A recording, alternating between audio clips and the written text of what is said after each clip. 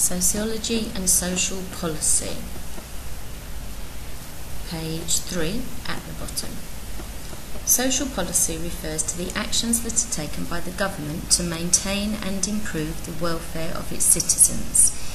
It includes social security, health and welfare services, state pensions, housing, education, and crime and its treatment. Social policy aims to deal with what are defined as potential or actual social problems. Poverty and crime are both examples of social problems that have far-reaching consequences for the individuals concerned and for the society as a whole, and therefore this is something that sociologists should be interested in. If they can see that there are problems in society and they can understand why those things happen, maybe they can stop them from happening again, and they can influence the government to change the way that they do things so that society is better and those problems aren't going to occur. It is sometimes wrongly assumed that sociology is the study of social problems. This misconception arises from the idea that all sociologists are motivated in their work by a concern to find solutions to the various dilemmas and ills that beset society. It is true that social problems are part of what sociologists study. It is also the case that there are some sociologists who want to use sociology as a vehicle for changing society. Okay? So not all sociologists are out to change the world and make life better for people. Some of them are really just doing it as an academic procedure, and therefore can be quite distanced from what it is that they're looking at. However, it is important to recognise that there is a distinction between sociological problems and social problems. A social problem is some aspect of social behaviour that gives rise to conflict in society and/or misery for particular individuals.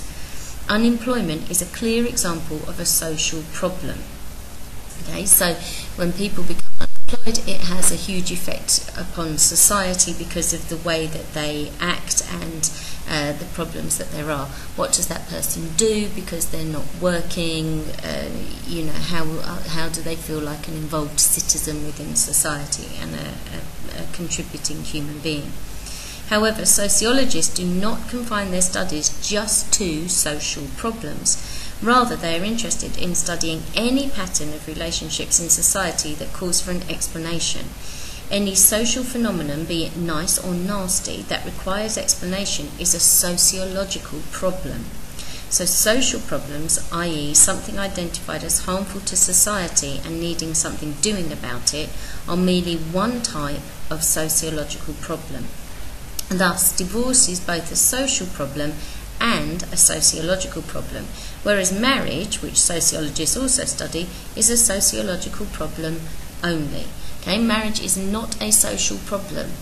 Marriage is seen as being a unifying, a good thing for society. Divorce is seen as a social problem because it has a phenomena and an effect upon the society and the way that people behave, and it has economic repercussions, and it has emotional repercussions, and so therefore it's a social problem. It's also a sociological problem because we want to see all of those things linked in together with other sociological problems.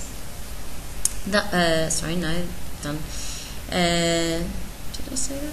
Oh, anyway. Thus, divorce is both a social problem. No, I have said that. It is questionable whether there is a general consensus about what are the most important social problems, but the important questions for sociologists to consider are: what is considered a social problem? Why is it a social problem? Who says it is a social problem? Why is this issue being considered to the exclusion of others? And what are the policies proposed and who will benefit from them? Now, sometimes we may be saying that there's a social problem, but not everybody will perceive it as a social problem. So is there some political motivation behind it? Is there an economic motivation behind it?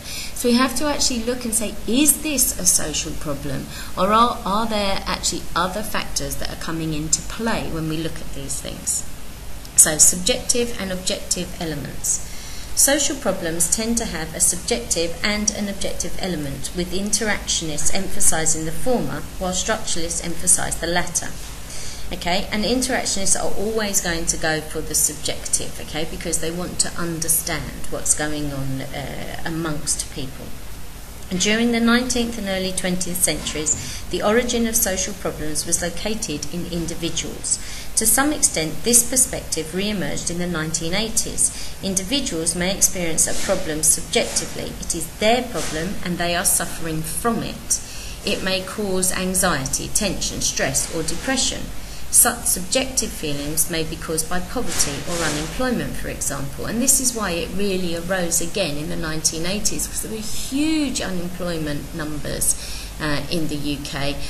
The country went into an economic depression. Now we may experience this again with all the economic problems that there are going along in globally today.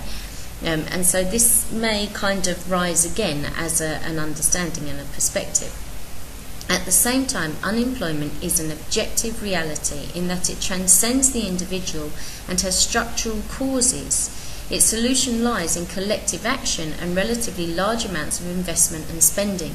So whilst unemployment has an individual effect on the one person who is experiencing it, if the country is going through an economic depression, then unemployment is also a structural whole group problem that needs to be dealt with as a whole group, and policies will be needed to deal with that as a whole group problem, but there may also be the need for policies to help individuals to cope. So the concept of the social problem is relative. What constitutes a social problem in one society may not be regarded as such in another. Poverty is an example of this. Even within a particular society, social problems can be and often are viewed differently. For example, some groups in our society may regard immigration as a problem, while others may regard racism as a problem.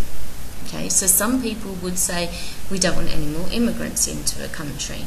Somebody else would say, actually, your problem is not that you don't like immigration, is that you don't like people of different races, and therefore you're being racist, and that's the social problem, not immigration. Okay, so we have to be very clear on what perspective we're going to look at these things to decide whether they are a social problem or not. Voluntary and involuntary problems. Some social problems are voluntary, for example, divorce and vandalism. We choose to do those.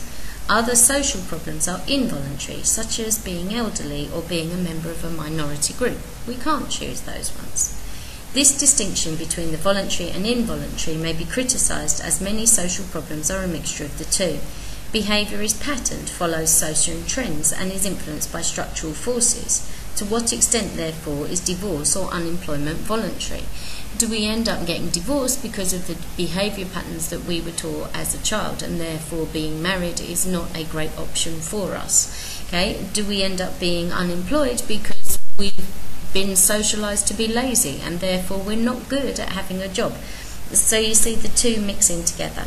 So equally, it is not so much the involuntary growing old or being a member of a minority group that matters so much as society's voluntary attitudes and response to these phenomena. So we can't help getting old. In fact, if you listen to the wonderful Prince, he says, what's the point of being young if you're never going to get old?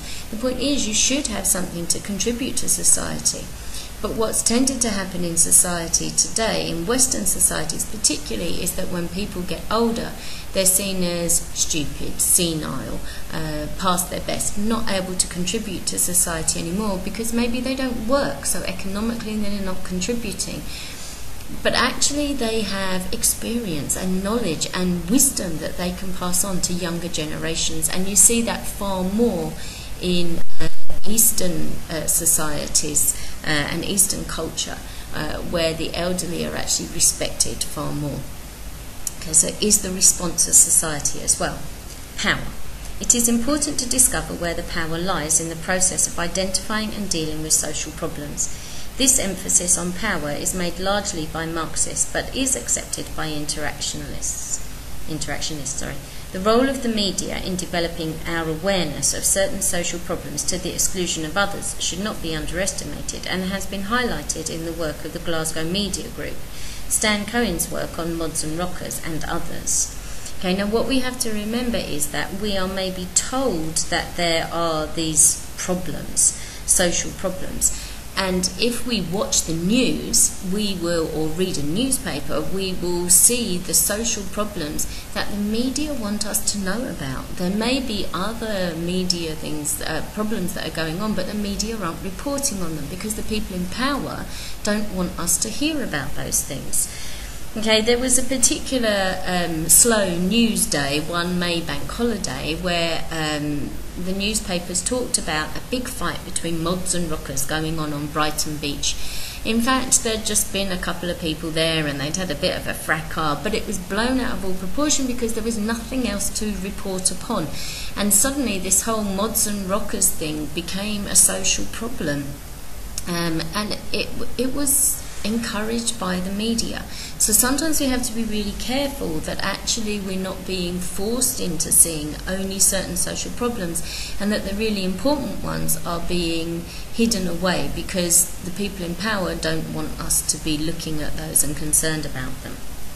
The poorest in our society and those marginalised within it have great difficulty in getting their definitions of the situation accepted by the wider society and the agenda setters, okay, the people who are deciding what we're knowing about. This could be due to lack of economic resources or to ideological subjugation and exclusion from the media and seats of power.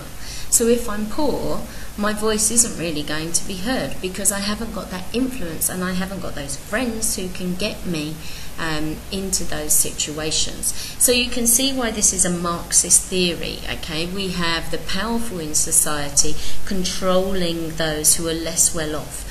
And so this is subjugation. This is pushing people down and keeping them in their place so that people in power can stay in power and keep the things that are important to them.